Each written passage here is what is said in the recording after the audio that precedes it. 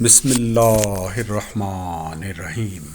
سبحان اللہ رب العالمین والصلاة والسلام علی خاتم الانبیاء محمد مصطفیٰ صلی اللہ علیہ وآلہ وسلم۔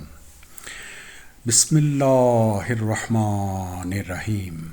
الحمد للہ رب العالمین الرحمن الرحیم مالک یوم الدین ایاک نعبد و ایاک نستعین اہدنا الصراط المستقیم صراط الذین انعمت علیہم غیر المغضوب علیہم ولا الضالین آمین۔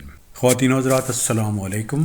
ہم سورہ آل عمران کی آیات کا مطالعہ کر رہے ہیں۔ آج انشاءاللہ ہم 92 آیت سے لے کے 102 آیات تک کا مطالعہ کریں گے۔ 92 آیت میں بہت امپورٹنٹ میسج ہے خواتین و حضرات، اور اس کو رجسٹر کیجئے کہ اللہ تعالیٰ کیا فرما رہے ہیں انفاق کے بارے میں۔ جب تک تم اپنی پسندیدہ چیز سے اللہ تعالیٰ کی راہ میں خرچ نہ کرو گے ہرگز بھلائی نہ پاؤ گے، اور تم جو کچھ خرچ کرو گے اللہ تعالیٰ سے بخوبی جانتے ہیں۔ تو خواتین و حضرات، انسان کی زندگی میں اگر ہم دیکھیں تو جو بہت پسندیدہ چیز ہے وہ دولت ہے، اور یہی اللہ تعالیٰ کا ارشاد ہے کہ جو تمہاری پسندیدہ چیز ہے اس کو تم اللہ تعالیٰ کے راستے میں انفاق کرو گے تو اس صورت میں تم بر تک پہنچو گے۔ بر سے مراد ہے نیکی۔ تو اگر آپ یہ پرنسپل اپنے ذہن میں نہیں رکھیں گے، اور اپنے ایک آدمی اگر اس پرنسپل کو اپنے ذہن میں نہیں رکھے گا اور مال و دولت کی محبت میں پاگل ہو جائے گا اور سب کچھ ہولڈ کرتا چلا جائے گا، تو ایسا آدمی کبھی بھی نیکی تک نہیں پہنچ پائے گا۔ اللہ تعالیٰ اپنے بندے پر بہت مہربان ہیں، اور اللہ تعالیٰ کو علم ہے کہ انسان کی اپنی ضروریات بھی ہیں۔ اسی لیے اگر ہم سورہ بنی اسرائیل پڑھیں تو وہاں پہ اللہ تعالیٰ کا ارشاد ہے کہ انفاق کرو اللہ تعالیٰ کے راستے میں اس طریقے سے کہ کچھ اللہ تعالیٰ کے راستے میں خرچ کرو اور کچھ اپنی ضروریات کا بھی خیال رکھو۔ ایسا نہیں ہونا چاہیے کہ تمہارا ہاتھ بالکل گردن سے بندھ جائے اور کچھ باہر نہ نکلے، اور ایسا بھی نہیں ہونا چاہیے کہ تمہارا ہاتھ کھل جائے اور تمام چیزیں ضائع ہو جائیں، اور صورت میں تم خود اپنے آپ کو مذمت کرنے لگو۔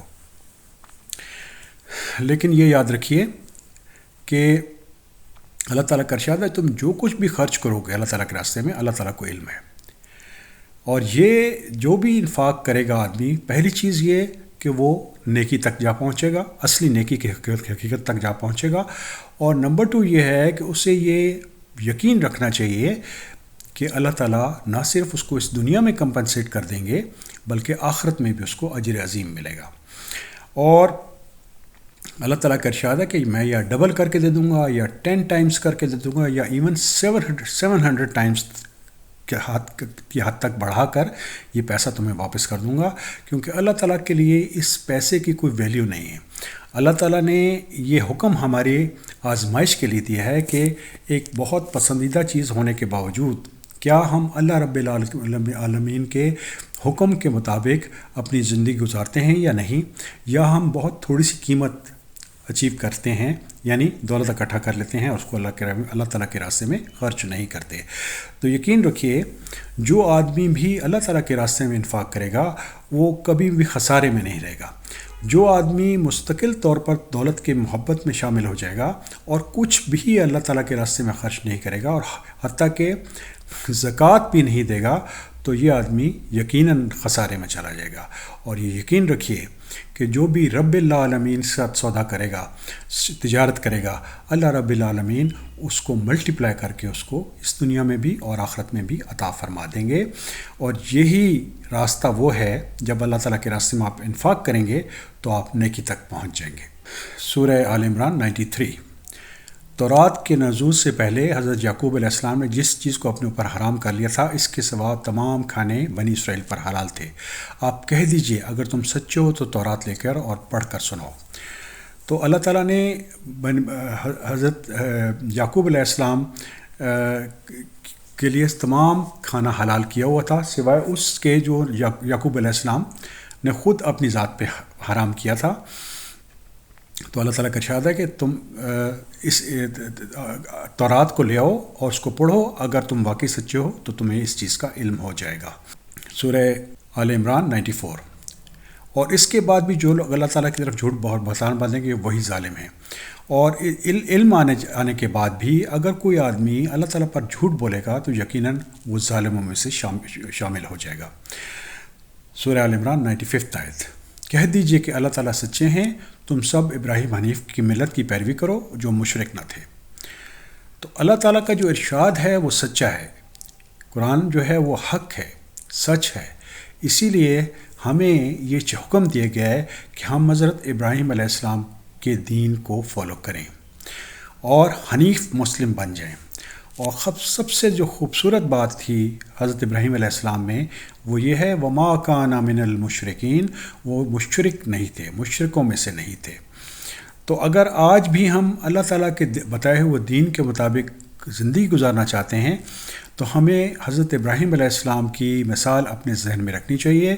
وہ حنیف مسلم تھے اور انہوں نے کبھی شرک نہیں کیا، اور یہی راستہ سیدھا راستہ ہے۔ جو آدمی بھی کفر اور شرک کو چھوڑ کر سچے دل سے اللہ تعالیٰ کو اپنا رب بنا لے گا اور ہر مشکل اور ہر خوشی میں اپنے رب کو بلائے گا اور اپنے رب کی عبادت کرے گا، یہی آدمی سیدھے راستے پہ ہے۔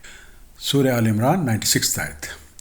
اللہ تعالیٰ کا وہ پہلا گھر جو لوگوں کے لیے مقرر کیا گیا ہے جو مکہ میں ہے، جو تمام دنیا کے لیے برکت اور ہدایت والا ہے۔ تو اللہ تعالیٰ کے حکم سے حضرت ابراہیم علیہ السلام نے اور ان کے بیٹے حضرت اسماعیل علیہ السلام نے کعبہ کی تعمیر کی جو مکہ میں تھا۔ یہاں پہ لفظ استعمال ہوئے ببکہ، تو یہ ببکہ جو ہے یہ پرانا نام ہے مکہ کا، اور اللہ تعالیٰ کا ارشاد ہے کہ جو گھر تھا وہ ہدایت کا مرکز تھا اور بہت مبارک جگہ تھی۔ سورہ آل عمران 97 آیت۔ جس میں کھلی نشانی ہے، مقام ابراہیم ہے، اس میں جو آ جائے امن والا ہوتا ہے۔ اللہ تعالیٰ نے ان لوگوں پر جو اس کی طرف راہ پا سکتے ہوں اس گھر کا حج فرض قرار دی ہے۔ جو کوئی کفر کرے تو اللہ تعالیٰ تمام دنیا سے بے پرواہ ہے۔ خواتین حضرات یاد رکھیے اللہ تعالیٰ الغنی ہیں، الغنی الحمید ہیں۔ اللہ تعالیٰ کو اس پوری کائنات میں کسی چیز کی ضرورت نہیں ہے۔ اللہ تعالیٰ نے حضرت ابراہیم اور حضرت اسماعیل کو حکم دیا کہ وہاں پر اللہ تعالیٰ کا گھر بنایا جائے جس میں نشانی ہے، واضح نشانی ہے اور مقام ابراہیم ہے، اور جو بھی اس کے اندر داخل ہوتا ہے وہ امن کی حالت میں آ جاتا ہے۔ خواتین حضرات آج بھی اگر کوئی حج یا عمرہ کرنے یا ویسے بھی حرم میں داخل ہوگا تو اس سے بہت امن کی کیفیت محسوس ہوئی، اور میرا ذاتی تجربہ بھی یہ ہے کہ جب بھی میں حرم میں گیا تو مجھے بہت امن کی فیلنگ محسوس ہوئی۔ تو جو حج ہے اور جو عمرہ ہے وہ بیسیکلی اللہ تعالیٰ کے لیے کرنا چاہیے، جس کے اندر جس شخص میں بھی اتنی استطاعت ہو۔ اور اگر کسی نے کفر کیا اور اس چیز کا انکار کیا تو یقین رکھیے کہ اللہ تعالیٰ تو الغنی الحمید ہیں، ان کو کسی چیز کی ضرورت نہیں ہے۔ سورہ آل عمران 98 آیت۔ آپ کہہ دیجئے اہل کتاب تم اللہ تعالیٰ کی آیتوں کے ساتھ کفر کیوں کرتے ہو؟ جو کچھ تم کرتے ہو اللہ تعالیٰ اس پر گواہ ہیں۔ تو اہل کتاب جیسے میں نے عرض کیا تھا کہ ان کا فرض تھا کہ جب قرآن کی آیات ان کو پڑھ کر سنائی جائیں اور جب ان کو یقین ہو جائے کہ یہ اللہ رب العالمین کا کلام ہے تو ان کا فرض تھا کہ وہ اس کو سپورٹ کرتے، لیکن یہ اپنی تھوڑی سی گین کے لیے، ضد کے لیے انہوں نے اللہ تعالیٰ کی آیات کا انکار کیا، اور بے شک اللہ تعالیٰ جانتے ہیں اور اس چیز کی شہادت دیتے ہیں کہ وہ کیا کرتے رہے ہیں۔ سورہ آل عمران 99۔ اہل کتاب سے کہو کہ تم اللہ تعالیٰ کی راہ سے لوگوں کو کیوں روکتے ہو اور اس میں عیب ٹٹولتے ہو، حالانکہ تم خود شاہد ہو۔ اللہ تعالیٰ تمہارے اعمال سے بے خبر نہیں ہے۔ تو اہل کتاب نے یہ وتیرہ بنا لیا تھا کہ وہ قرآن کا انکار کرتے تھے اور اس میں عوج یا عیب ڈھونڈنے کی کوشش کرتے تھے۔ تو اللہ تعالیٰ نے ان سے کہا ہے کہ اللہ تعالیٰ اس چیز سے غافل نہیں ہیں جو کچھ وہ کر رہے ہیں۔ سورہ آل عمران 100 آیت۔ اے ایمان والو اگر تم اہل کتاب کی کسی جماعت کی باتیں مانو گے تو تمہارے لیے ایمان لانے کے بعد مرتد کافر بنا دیں گے۔ تو ان لوگوں کی خواہش تھی، اہل کتاب کی خواہش تھی کہ جو لوگ ایمان لا چکے ہیں ان کو سیدھے راستے سے بھٹکا دیا جائے، اور اللہ تعالیٰ نے یہ مسلمانوں کو وارننگ کی تھی کہ اگر آپ ان لوگوں کی بات مانیں گے تو اس صورت میں وہ آپ کو ایمان سے بھٹکا کر کفر کی طرف لے جائیں گے۔ سورہ آل عمران 101۔ وہ یہ ظاہر ہے کہ تم کیسے کفر کر سکتے ہو باوجود اس کے کہ تم پر اللہ تعالیٰ کی آیتیں پڑھی جاتی ہیں اور تم میں رسول اللہ صلی اللہ علیہ وسلم موجود ہیں۔ جو شخص اللہ تعالیٰ کے دین کو مضبوطی سے تھام لے تو بے شک اسے راہ راست دکھا دی جائے گی۔ خواتین حضرات، وہ بہت خاص وقت تھا کیونکہ اس وقت حضرت محمد صلی اللہ علیہ وآلہ وسلم لوگوں کے درمیان موجود تھے اور ان کو اللہ تعالیٰ کی آیات پڑھ کے سنا رہے تھے۔ تو ایسی سچویشن میں کفر کرنے کی کوئی ضرورت ہی نہیں تھی اور نہ ہی کوئی آدمی کفر کر سکتا تھا جو ایمان لا چکا تھا، کیونکہ یہ خاص اللہ تعالیٰ کی رحمت کا وقت تھا جب اللہ کے رسول بہت تفصیل سے اللہ تعالیٰ کی آیات لوگوں کو پڑھ کر نہ صرف بتا رہے تھے بلکہ آن گراؤنڈ بھی اس کو امپلیمنٹ کر کے دکھا رہے تھے۔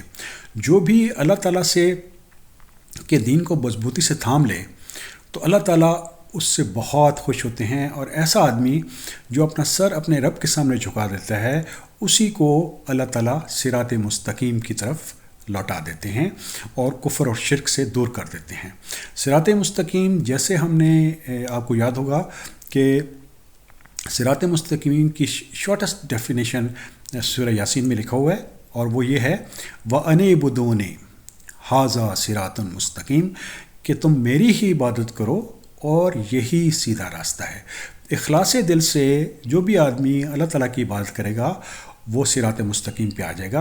اور جیسے میں نے عرض کیا تھا، صراط مستقیم it's a way of living. عبادت it's a way of living.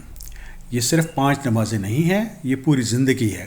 اس میں حقوق اللہ بھی شامل ہیں، حقوق العباد بھی شامل ہیں، اور گناہوں سے بچنا بھی شامل ہے، حق کی تلقین بھی شامل ہے، اور صبر کی تلقین بھی شامل ہے۔